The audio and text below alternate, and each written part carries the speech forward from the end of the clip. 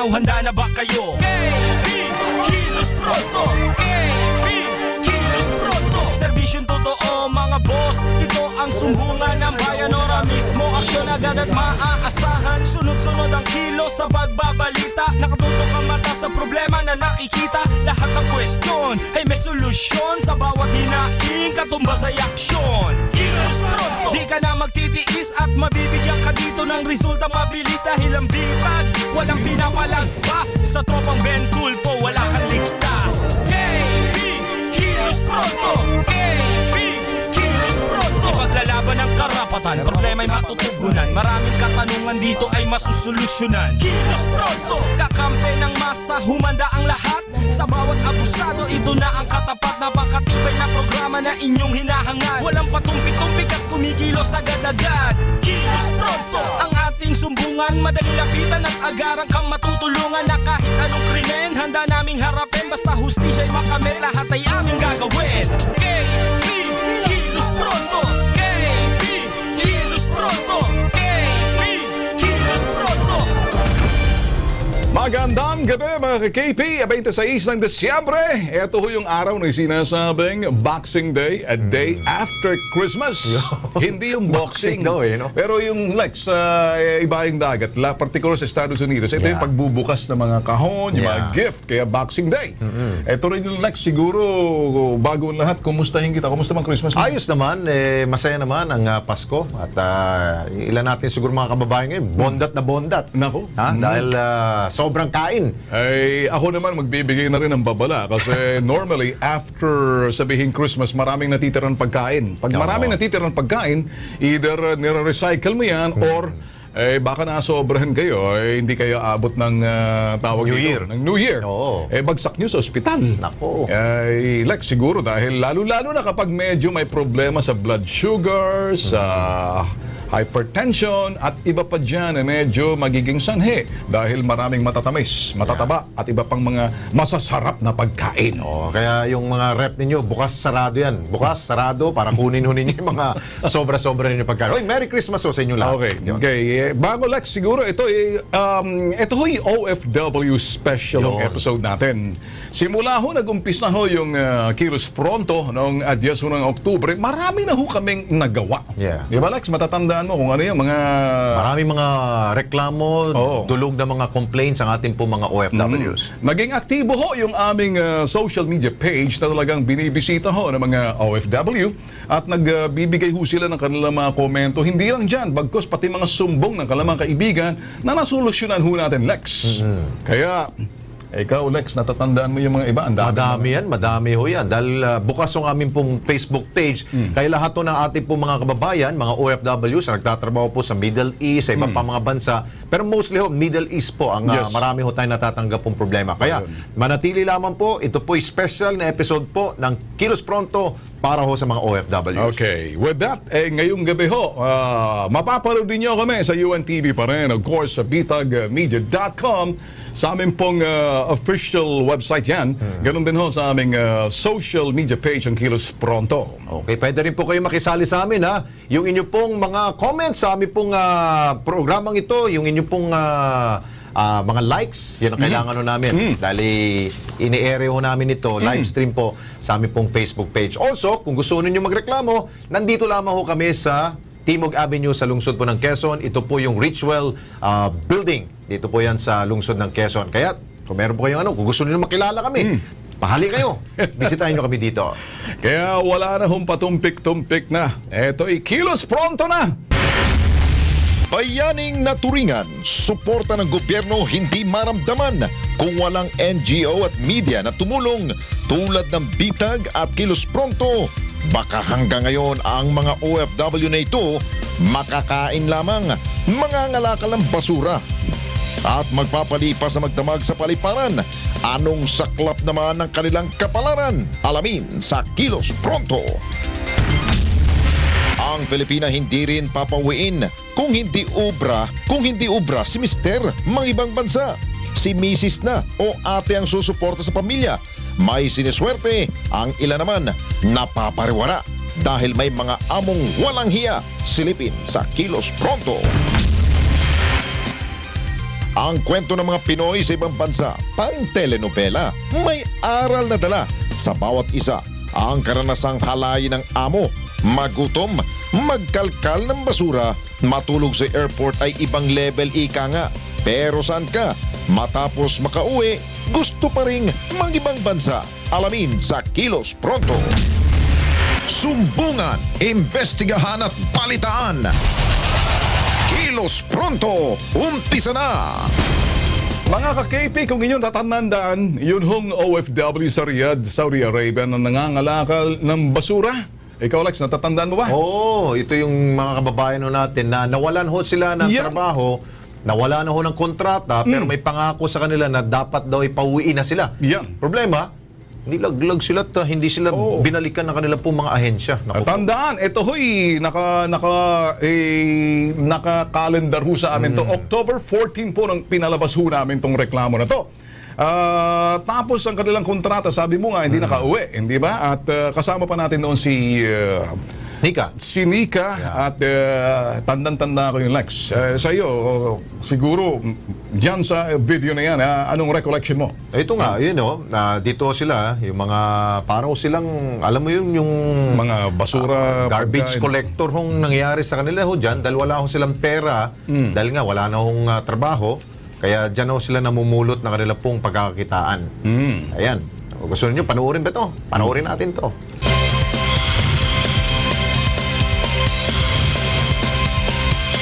Sa KPOFW, sasaklolohan natin ang ating mga kababayang nasa Riyadh, Saudi Arabia. Sa bidyong ipinadala sa Kilos Pronto social media, makikita ang namamalimos, nangangalkal ng basura at natutulog na lang sa rooftop ng isang gusali ang mga Pinoy na OFW. Natapos na raw kasi ang kanilang kontrata pero hindi raw sinagot ng employer nila ang kanilang pag-exit sa Saudi.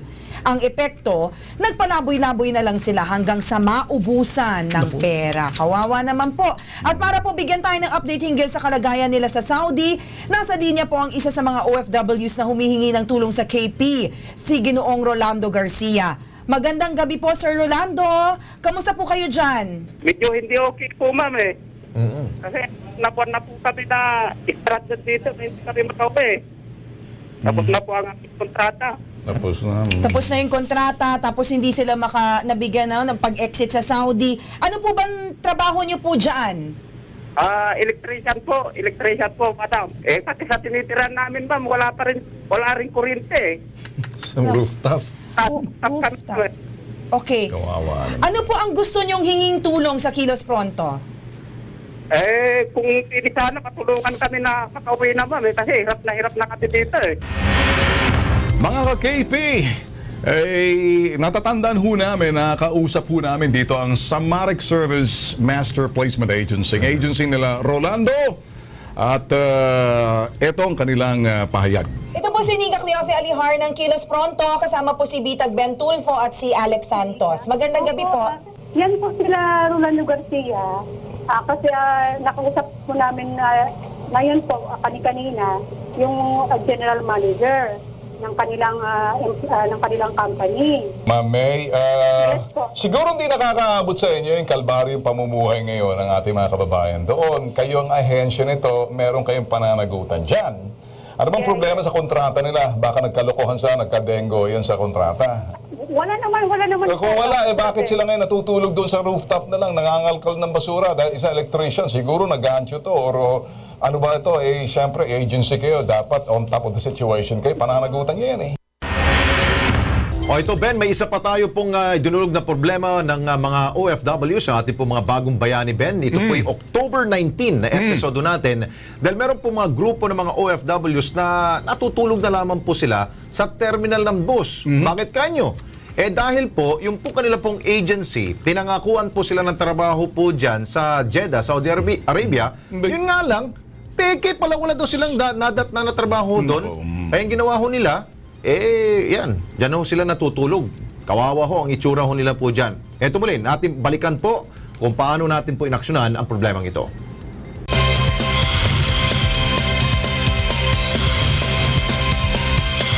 Gustong mag-ibang bansa, doble ingat po ha. Baka kasi ang mga agency na inyo pong pinupuntahan, kung hindi po bogus, Naku. fly by night. Ilang kasi sa mga kababayan natin yan, makikita niyo sa video na lumipad po yan patungo sa Jeddah. Ayun, paraw sila mga basang siso po ngayon.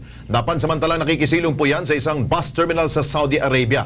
Dito na ho sila natutulog at dito na rin po umiikot po ang kanilang buhay. Paano naman kasi? Ang ipinangakong trabaho ng ahensya na nag-deploy po sa kanila, biglang naglahong parang bula. Ang ending, ayun, wala akong trabaho. Hindi rin nila po tiyak kung kanino idudulog ang kalbaryo nilang sinapit habang nasa dayuhang bansa ho sila.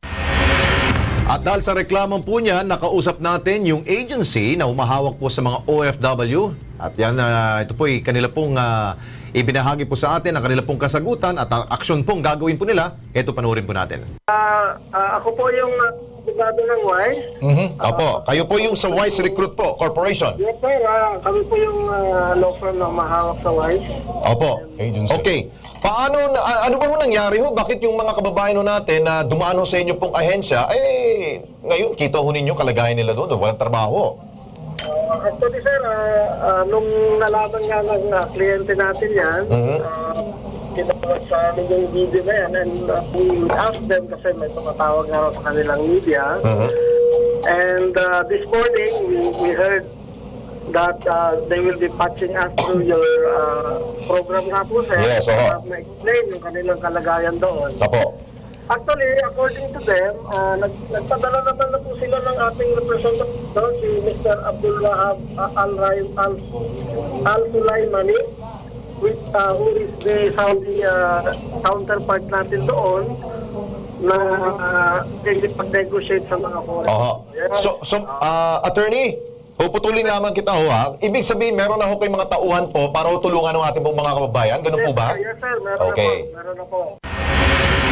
Sinundan tong storya na to, kung inyong matatandaan mga ka-KP, parawagan ng isang Pinoy na OFW na sa Saudi.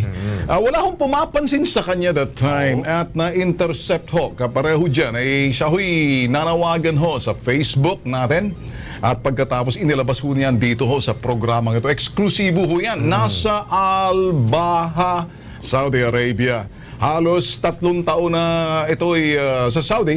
Tapos ang kanyang kontrata, hindi pa rin siya nakauwi. Ayaw asikasuhin ang kanyang agency, kanyang pagpauwi. At nasa agency lahat ng dokumento niya. Siya na lang ang naiwan doon, mag-isa. Kawawa naman, no? Tatandaan nyo, yan, sinika yan, ano? Matagal siya nag-post ng kanyang sa Facebook, pero walang pumapansin. Walang pumapansin. Ang tanging nagpansin sa kanya, ang Kilos Pronto, tinawagan namin siya at doon nanawagan siya.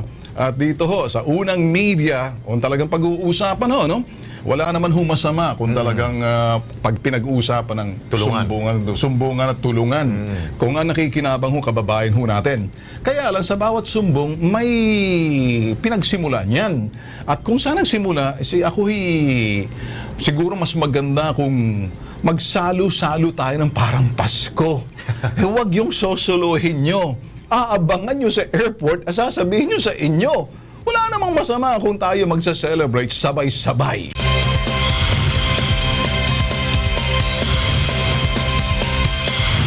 Ito naman, Bitag Lex, kaawa-awa po ang sitwasyon ng isang kababayan nating OFW sa Saudi Arabia. Ipinost niya po ang kanyang video sa social media na siya ay umiiyak at humihingi ng tulong. Kawawa.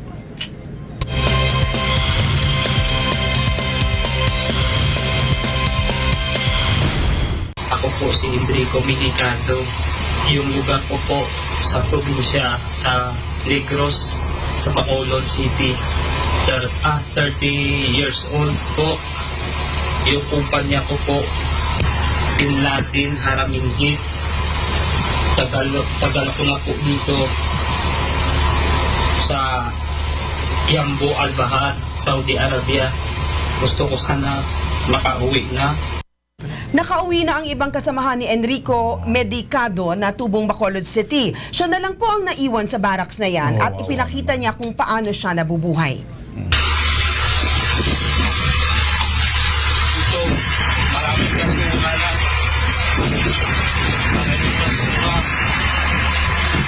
Maraming basura.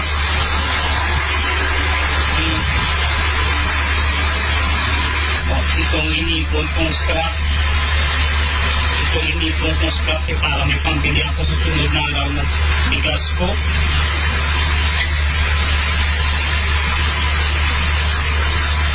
So, maraming basura.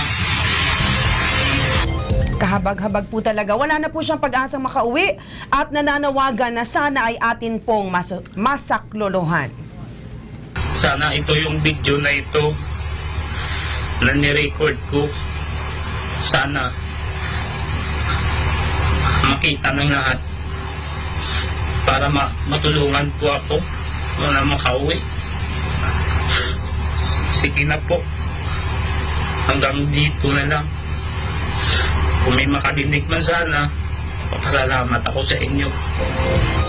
Nasa linya na po si Enrico Melicado, OFW po sa Saudi Arabia. Enrico, nasa Kilos Pronto ka. Kasama mo ako, si Nika Cleofe Alihar, kasama si Bitag Ben Tulfo at si Alex Santos. Magandang gabi sa'yo. Magandang gabi po, ma'am. Anong oras na dyan? Tingnan ko lang po. Sige, okay lang. Enrico, narinig na namin yung iyong salaysay at talagang naaawa kami sa sitwasyon mo dyan. Ano ang gusto mong tulong mula sa Kilos Pronto?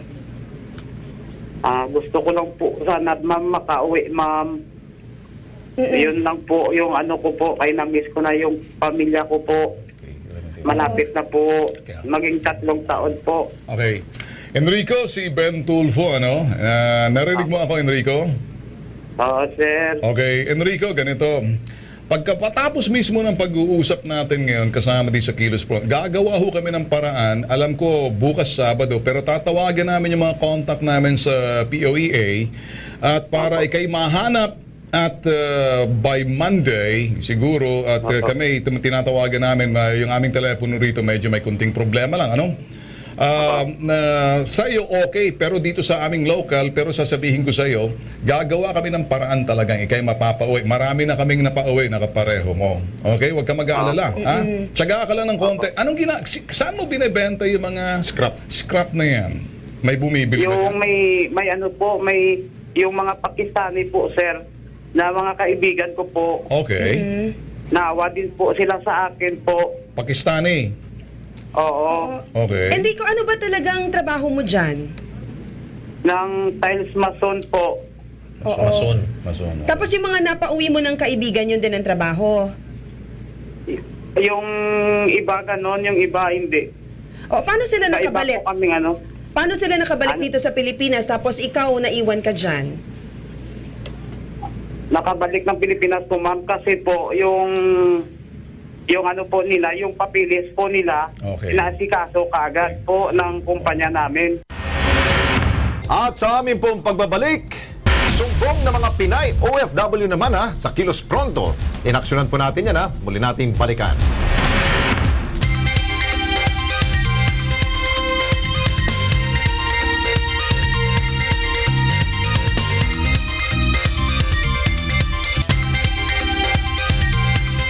Nagbabalik ang Kilos Pronto. Lex, Kanina. yung mga Pinoy, ano? Pag-usapan natin, marami ho talaga mga OFW na hindi ho madali ang trabaho bilang isang yung overseas Filipino workers. At iba-iba mga kwento nila, tulad ng mga iba na abuso, lagari, pahirap na trabaho, malupit na amo. Kanya-kanyang mga istorya rito, hindi ba? Oo. Kaya't balikan natin tong isang storya na to, Lex. Karaniwan kasi mga rason ng mga babae, Ben, dahil nga minsan single mother sila, minsan naman kailangan ho nilang kumita dahil yung mister tatamad-tamad. Yung babae ho, yung asawa ang bumibiyahe sa abroad. Kaya yun ang kawawa ho. Yung nga ako nagtataka, Lex, ano? O minsan ako nahihiya ako sa pagkalalaki ko. Pag yung mismong misis nagtatrabaho at si lalaki naiiwan, nagbabantay, nagiging nanoy. Siya yung nanoy na hindi ko na nanoy, hindi ka. Nanay is nanay, pambabae. Pag ikay lalaki, nanoy. Hindi naman siya iniinsulto natin, pero ito ho'y parang paalaala, pang pukaw na rin para dun sa iba na mga kababayan natin na mga matipuno. Kayo na magtrabaho doon sa ibang dagat, wag na si Mrs. Ayun, November 18 Ben, yung inera natin itong problema ng isang Pinay OFW. Nagpadala ng video si Joan Marie Madriaga. Nasa Jubail City, Saudi Arabia. Reklamo gusto niya makauwi dahil hindi siya pinapakain ng sapat. Walang hustong tulog. Laging sinisita kapag siya ay nagpapahinga. Grabe naman, oh. Ay kasambahayo kasi. Ito ho talaga nakakalungkot. Pero ito, panoorin natin ulit.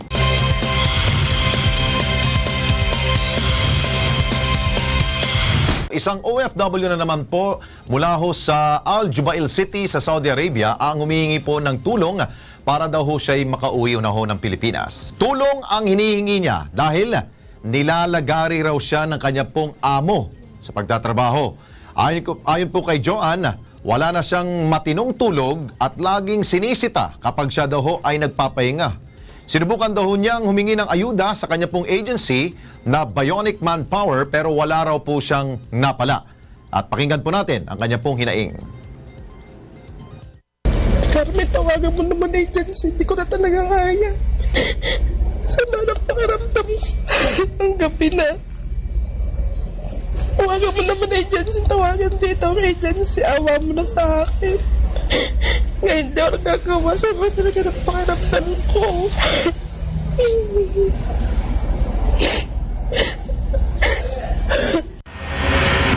Eto naman, Ben, isa rin pong Pinay OFW na muntik na hong halayin dyan po sa Saudi Arabia. October 26 po nating episode po to, ha. Kung maalala ho nyo, lumapit po yung kapatid ho niya, personal po yung pumunta ho dito sa tanggapan po ng Kilos Pronto, yung kapatid ng isang OFW na nasa Saudi Arabia na si alias Rina. Abay, single mother pala ho to, yung kapatid, kaya po siya nag-abroad. Muntikan halayin po ng kanyang kapatid ng amo nito. Kawawa. Pinapasok daw ito ng amo dahil po lagi daw lasing. Nako. Wala rin daw hotong sapat na pagkain at pahinga. Ito pong OFW nito. Kaya minabuti hong idulog po ng kanyang kapatid para matulungan. Panoorin po natin ang reklamo nito.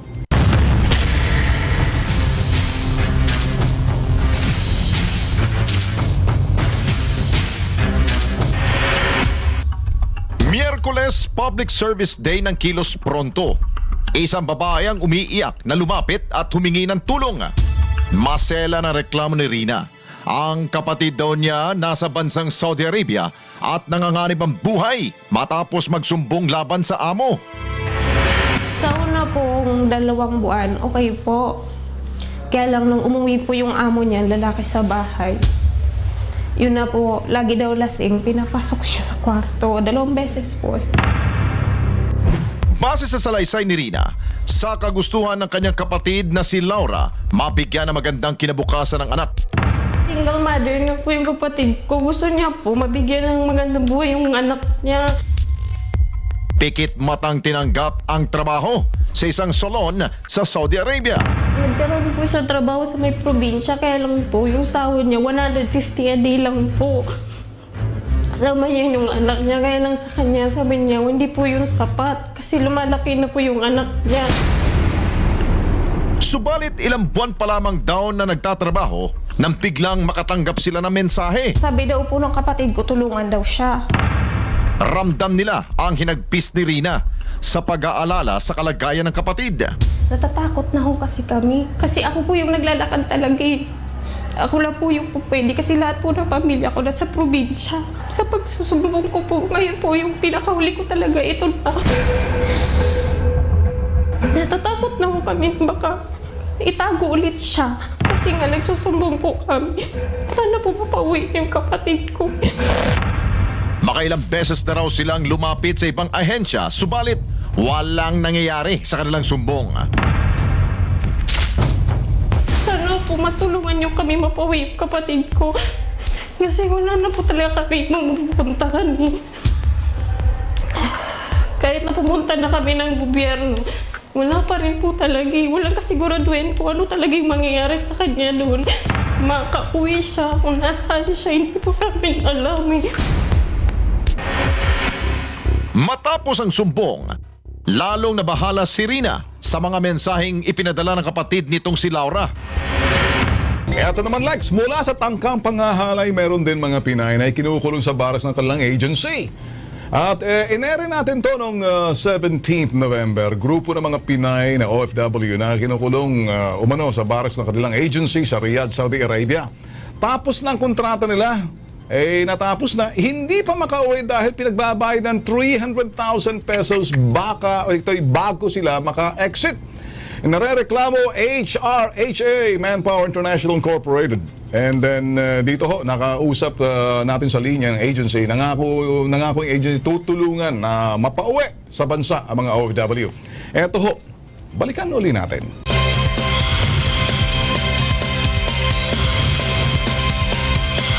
At mula naman po sa Metro Manila, aksyon na natin ang problema ng 16 na Pinay na OFW sa Riyadh, Saudi Arabia. Isang buwan na umano silang ikinulong sa barracks ng kanila pong ahensya na HRHA, Manpower International Incorporated. Pinagbabayad daw kasi sila ng naturang agency na halagang 300,000 pesos bago makauwi ng Pilipinas. Wala na raw kasi silang mga trabaho sa Riyadh at naisa lamang daw nilang umuwi dito sa bansa natin. Nagkakasakit na rin daw ang mga Pinay doon. Sinubukan na nilang manawagan sa Overseas Workers Welfare Administration o OWA, pero hindi raw sila pinapansin. Nais sa mga OFW na makauwi na sa Pinas bago daw sumapit ang Kapaskuhan. Ayun Ben, di ba? Alam natin ang ating po mga Pinay OFW, sila ho yung talagang kawawa dito. Kaya mas maiging kung may mga problema kayo, mga OFW ng mga Pilipina, dulog lamang ho ninyo dito po sa Kilos Pronto. Malaking bagay din Lex, ano? Pag itong mga Pinay na nagsasama-sama, kung minsan mga kilala rin sila, na kung may problema, dapat kayo'y nakikipag-ugnayan sa bawat isa para yung paghingi ng tulong, maaari malapit ang amo mo, may sasabi mo doon sa mga kasama mo kung may kalapit ka ng mga OFW, yung Pinay din. So, dapat rin yung kanila po mga kaanak, kung hindi na ninyo ito makontak, dahil nga, kinukumpis kayo mga cellphone nila, usually ganun eh. Ganun. Hindi nila makontak ng matagal na panahon, magduda na ho kayo. Kayo na mismong tumakbo dito sa Kilos Pronto at ibalita ninyo sa amin na hindi na ho namin makontak ang aming kababayan o yung kaanak diyan po sa ibang lugar, sa ibang bansa, para kami hong bahala at maghanap ng solusyon para dito sa kanila. Tama yung sinabi mo, Lex, ano? Kasi yung sinasabing tamang hinala. Maghihinala ka kapag hindi mo na makontak yung iyong kung sino man yung kaanak mo doon or anak mo ba, kapatid mo, asawa mo, nang sa gayon matutulungan agad kayo in advance na makakilos agad tayo at ma-rescue ng takdang panahon. Tama yan. Kaya doon sa mga agency, yung mga talpulanong mga agency na hindi gumagawa ng kanilang mabuting trabaho sa ating pong mga kababayan na OFW, mag-ingat kayo sa Kilos Pronto. At yung mga amo naman, na malupit na amo, bahala ng DFA sa inyo. Naintindihan kayo. Oo, yun nga. Diba? Kaya DFA yung bahala doon. Dahil silang bahala makipag-usap yan. Government to government po yan eh. Yan. Okay. Samantala, para sa mga gusto magsumbong po at magreklamo sa Kilos Pronto, wala po kaming pinipiling oras, 24/7 po yan. Bukas ang aming pong Facebook page. Bumisita lamang po sa www.facebook.com/Kilos Pronto at mag-iwan po ng inyong pong mensahe. Huwag niyo pong kalimutan ang inyong pong mga contact number dahil ang aming pong KP team tatawag sa inyo. Eto naman Lex, mga story ng totoong tao, totoong reklamo, sometimes totoong karamdaman na mga nakikipagsapalaran sa kanilang karamdaman din sa ating lipunan. Si Virgie Miranda, 55 years old, ang kanyang reklamo ay pamamanhid ng kanyang kamay. Dati siyang OFW, siguro malimit yung kanyang nagagamit yung kanyang trabaho. Nakakaramdam ng pamamanhid dahil siguro, sabi nga ho rito, pag malimit, pagod na rin. Hindi makapagtrabaho na maayos dahil pananakit din ng kanyang kamay. Pinadalhan ng asawa ang King's Herbal. Yun. At unti-unti ang naramdaman ang pagkawala ng pamamanhid sa kanyang kamay. Panoorin.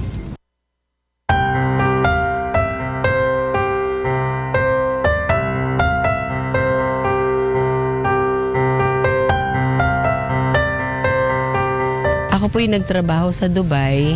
Since wala pala akong kasama dun sa Dubai, ako lang mag-isa. So ginagawa ko ang trabaho ng all around. Unti-unti ko nararamdaman yung pamamanid na ng kamay ko. Una, kanan, mamanid siya. Siguro sa dami ng trabaho, kanan muna, ito, ang sakit. Pagkagising ko sa umaga, yun na nararamdaman ko yung manhid. Then mga ilang araw, Yung kaliwa naman, namamanhid na yung kaliwa kong kamay. So, dumating yung punto na sa sobrang sakit, talagang hindi rin ako makatulog. Minsan sa sobrang manhid, paghugas ko ng baso or pinggan, hindi ko namamalayan na bibitawan ko. Pagwawalis ko, na minsan talaga ang ginagawa ko dahil hindi ko mahawakang mabuti, dinodoble ko yung kamay ko sa pagwawalis ko. Hindi ko maipaliwanag anong sakit dahil first time lang nangyari sa akin yun. Talagang umiiyak ako gabi-gabi. Tinawagan ko yung asawa ko na yun nga, sinabi ko sa kanya na mamanhid yung kamay ko, hindi ko alam kung anong gagawin ko. King's Herbal ang pinadala niya sa akin.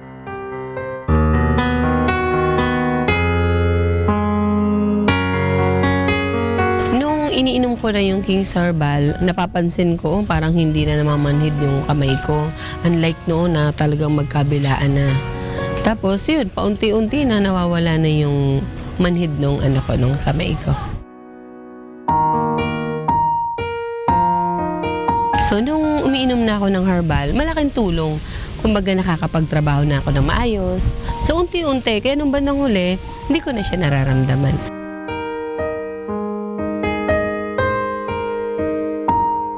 Kumbaga, naging maganda na ang pagtatrabaho ko. Nag-i-enjoy ka na sa trabaho mo.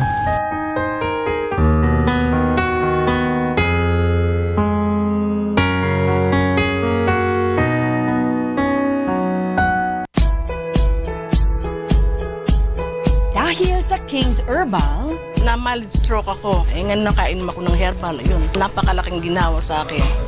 Hindi po normal yung creatinine saka yung hemoglobin. Dialysis po kagad. May nagbalita po binigay niya po sa akin King's Herbal po. Marami din pagbabago. Malaki po kasi yung sinigla ng katawan ko. Sinunod-sunod yung test ko, doon ako nag-positive sa bone marrow cancer. Wala na akong pag-asang buhay noon. Nung na-try ko yung supplement na King's Herbal, naging normal lahat. Sa akin kasi sa sarili ko, doon kasi ako nakaramdam ng lunas eh. mga simple at totoong tao. Ilan lamang sila sa mga umigi, nabigyan ng lunas sa kanilang karamdaman.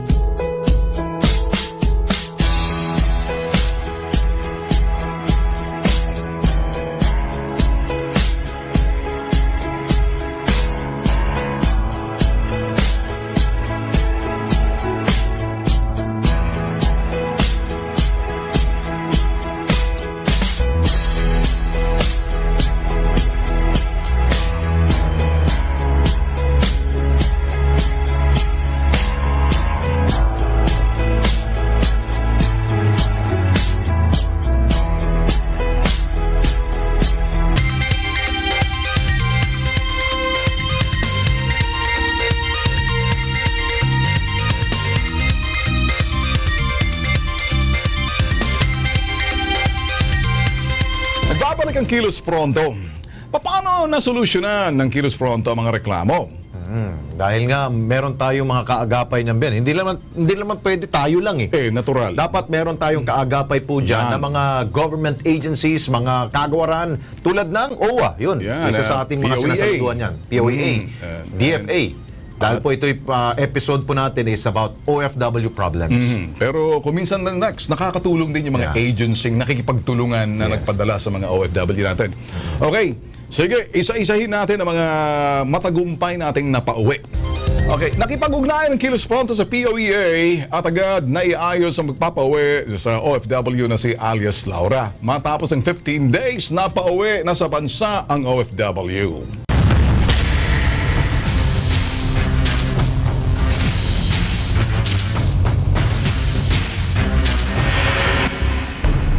Agarang solusyon ang nais ng pamilya ni Rina. Kaya't Kilos Pronto kaming nakipag-ugnayan sa tanggapan ng POEA.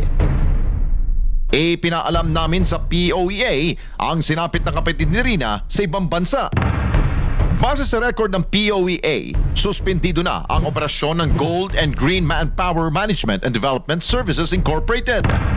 Binigyan ng ultimatum ng POEA ang Gold and Green Manpower Management and Development Services Incorporated. Ayon sa rules ng POEA, meron tayong within 15 days within which para pauwiin yung kapatid mo. So mag-iintay tayo after 15 days. Kapag hindi na pauwi yan, another documentary suspension ipapataw natin sa agency ng kapatid mo, which is Gold and Green Manpower. Wala pang 15 araw, dumating na ang pinakahihintay na sandali ni Rina. Kilos prontong napauwi si Laura sa Pilipinas. Ayun, kita mo, Ben, napauwi natin. At medyo maselan lang naman itong problema ito dahil nga ho, muntik na ho siyang mahalay dito. And I'm sure may reklamo dito against sa employer. Okay. Dahil may attempted rape sa kanya. Mahirap yun. Mahirap yun. No? Pero Lex, malaking bagay talaga ang pakipagtulungan sa atin ng mga ahensya ng gobyerno tulad ng POEA. Yes. Hindi ba? And sila rin yun gumagawa ng hakbang. Kaya madali rin para sa atin. Importante lang yung agaran at kung gaano kabilis. Kaya nga tayo kilos pronto doon sa solusyon ng problema. Kaya nga, unawain na rin siguro ng ating mga kababayan, yung mga dumudulog ng inyong mga problema dito tungkol po sa mga OFWs. Medyo hindi po to instant, pero gagawa ho kami ng paraan na mapabilis po. Ito nga, 15 days po, napauwi kagad doon natin itong si alias Laura. O ito pa, isa Ben, ha?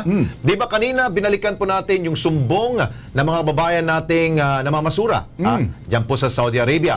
Abay, napauwi rin po namin po yan. Panoorin po natin. Wakas makakauwi na rin kami.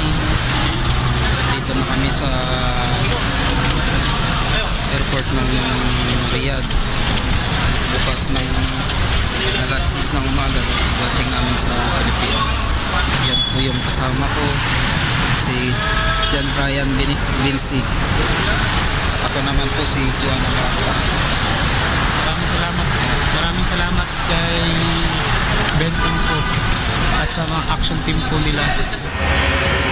At sa sobrang pasasalamat ng isa sa kanila na si Joan, personal pong pumunta sa Kilos Pronto para magpasalamat. Ito ang kanyang mensahe. Sobrang saya ko po na kami po ay napauwi agad.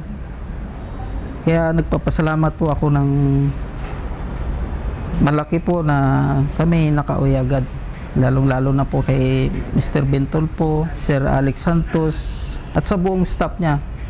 Na kami, sila po ay inaksyonan nila agad yung problema namin na kami mapauwi agad.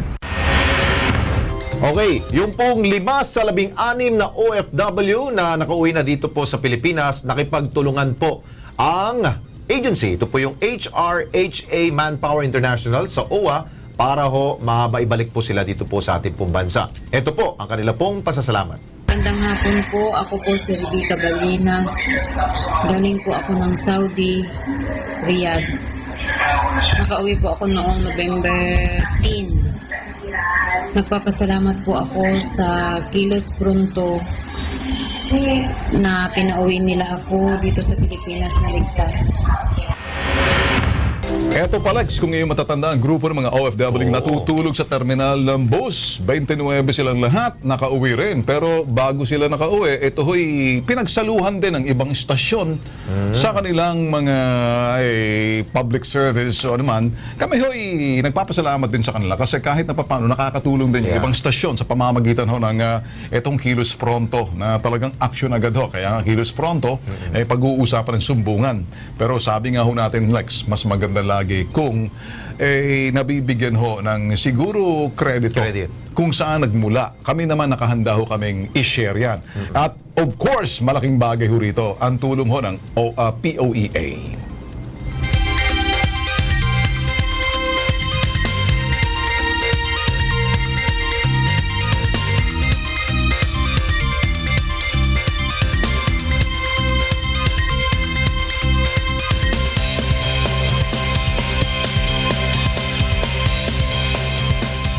Ayun, thank you ha. Thank you sa lahat po ng mga tumulong. At sa amin pong pagbabalik, Marami po salamat po. Natulungan niyo po ako na makauwi po.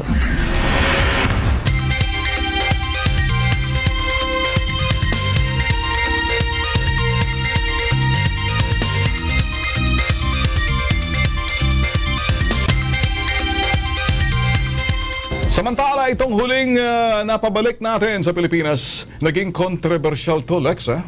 Bakit ba? Oo nga pala, oo. Naalala ko to. Naku, walang attribution to. Walang malang binigay yung ibang stasyon dyan, ha? Sabi nga natin, mas mahalaga kasi kung nakakatulong, the more the merrier. Yeah. Kasi kung tulong lang naman sa kababayan natin, kami hoy, nagpapasalamat din na kahit napansin nyo rin matapos maipalabas dito sa Kilos Pronto sa UNTV. Kung sakaling naipalabas sa inyong istasyon, tayo hoy talagang dapat magdiwat, maging masaya kasi napauwi natin ang isang kawawang OFW or marami sila sa grupo nila. Ang problema lang kasi, sa iba, sila daw ang nauna. At ginawa nila ang mga network na to na inabangan sa airport at itinakas sa atin at ginawang segment. Ito yung si Enrico Melicado. Ito yung Ilonggo. Yan, kaya nga. Sabi nga ho niya na wala daw hong pumapansin sa kanya at ang Kilos Pronto ho, ang una hong pumansin sa kanya pong video in-upload. Kaya nabigyan mo natin ng pagkakataon na maidulog mo tayo. Natatandaan ko, Lex, pinag-Ilonggo mo pa siya. Pinag-Ilonggo pa kasi siya. nahihirapan siya ng Tagalog. At naiiyak siya, nagpapasalamat. Wala hong pumansin sa kanya that time. Tangi hong yung mga investigators ng Kilos Pronto. Talagang siya ho'y kinontak pa. Nakausap natin sa cellphone. Kaya ayun, that very same day, ng mga kinagabihan, hapon natin nakausap, tuwan-tuwa nga siya. Malaking pagpasalamat. Para ho patunayan, hetong aksyon ng UWA matapos makausap po ng Kilos Pronto.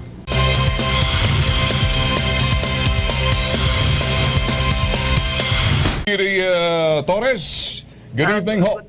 Good evening po. Live ho tayo sa UNTV. Si Ben Tulfo ho to. Kasama po si Nika Alahar. Ganun din ho si Alex Santos. Sir, meron ho tayong kababayan na humihingi ng saklolo. Kilos Pronto ho kaming lalapit sa inyo. Alam ko ngayon, Biyernes, nakikinig ho siya sa kabilang linya. Siya ho'y, kumbaga, ito'y namamasuran na lang, scrap. Tapos binibenta niya sa mga mga Pakistaning naawa sa kanya. Gusto niya hong umuwi, kaya lang wala ho siyang papel at passport. Ano hong inyong magagawa ho rito, Deputy Director, Administrator? Siyempre po, kailangan pong magkaroon siya ng clearance doon sa sa ating sa Saudi po ba? Okay, sir. Saudi. Ipinost, sir, ipinost niyo ho sa video at kayo kausap ho namin kanina to, nagbigay ho siya ng video para ho tulong talaga. Siya ho mismo ang kumontak ho sa amin sa Kilos Pronto. Sir, alam ko naman yung process, para sa akin, pag-usapan ho natin yung timeline, alam ko may sinusunod kayong proseso. Ano hong inyong magagawa, kasi siya hong nakikinig ngayon sa kabilang linya, ano hong inyong mensahe dito ho sa lumapit ho sa amin, si Josefino, si Enrico ho na kasalukuyan nandoon? Pupuntahin po natin yung ating welfare officer sa kanya para talagang personal na tulungan siya. Okay. Doon sa Mensahe na lang ho na inyong magagawa Kilos Pronto para doon kay Enrico ho. Nakikinig ho siya ngayon sa atin. Enrico? Opo. Saan kang lugar sa Saudi Arabia? Nandito po ako po sa Yambo, Al-Bahar, Araswatani, National Guard po. Anong malapit diyan? Riyadh? Yung kampo ito po ng mga army ng Saudi. May pupunta sa yung galing sa Philippine Overseas Labor Office at ibigay po lahat ng yung sitwasyon diyan at tutulungan kanya na katulad ng travel document, tutulungan kang makakuha ka sa embassy ng travel document.